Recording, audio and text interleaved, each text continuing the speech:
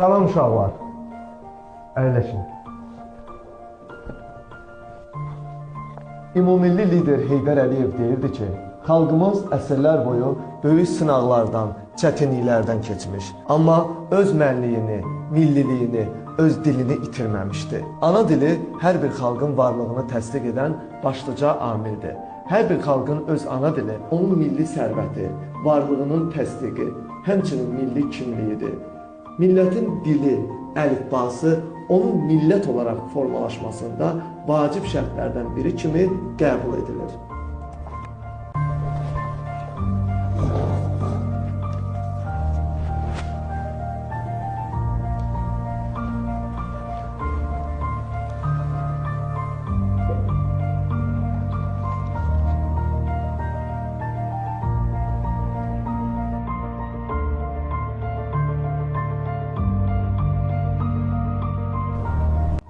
Günay, bu nədir?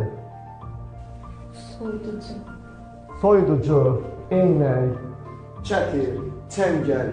Bizim dilimiz o qədər gözəldir ki, o parazit sözlərə heç ehtiyacımız yoxdur. Buyurun uşaqlar, söz sizdədir.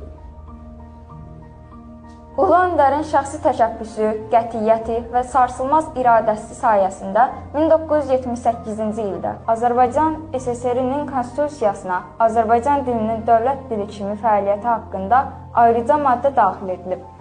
Ulu Öndərin 2001-ci il iyulun 18-də imzaladığı dövlət dilinin tətbiqi işinin təkmilləşdirilməsi haqqında fərmanı bu sahədə çox böyük əhəmiyyət kəsb edir.